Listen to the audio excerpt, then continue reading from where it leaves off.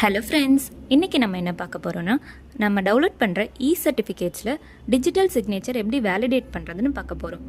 எப்போவுமே நம்ம டவுன்லோட் பண்ணுற சர்டிஃபிகேட்ஸில் இந்த மாதிரி எல்லோ கலர் கொஷின் மார்க் இருக்கும்.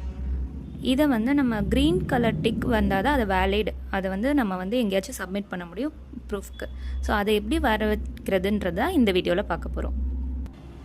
இதுக்கு இப்போது ஃபஸ்ட்டு உங்களோட டவுன்லோட் பண்ண பிடிஎஃப்பை அடோப் ரீடரில் ஓப்பன் பண்ணிக்கோங்க. ஓப்பன் பண்ணோன்னே இந்த கொஷின் மார்க் இருக்குல்ல, இதை கிளிக் பண்ணிக்கோங்க. கிளிக் பண்ணோன்னே இப்படி ஒரு பாப்பப் உங்களுக்கு ஓப்பன் ஆகும்.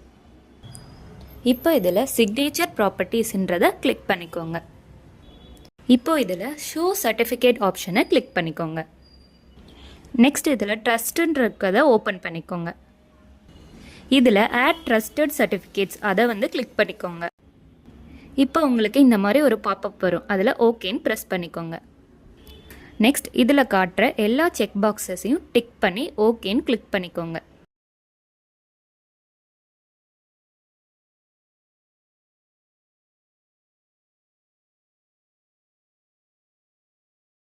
பாப்பப்பை க்ளோஸ் பண்ணிடுங்க. அகெயின் இந்த பாப்பப்பை க்ளோஸ் பண்ணிடுங்க. க்ளோஸ் பண்ண உடனே உங்களுக்கு ஒரு 2 செகண்ட்ஸ்லேயே இங்கே க்ரீன் டிக் வந்துடும். இந்த மாதிரி இப்படி தான் நம்மளோட சர்டிஃபிகேட் சிக்னேச்சரை வேலிடேட் பண்ணணும். இது போன்ற யூஸ்ஃபுல்லான இன்ஃபர்மேஷன் தெரிஞ்சுக்க மறக்காமல் நம்ம சேனலை சப்ஸ்கிரைப் பண்ணிக்கோங்க. பாய் பாய்.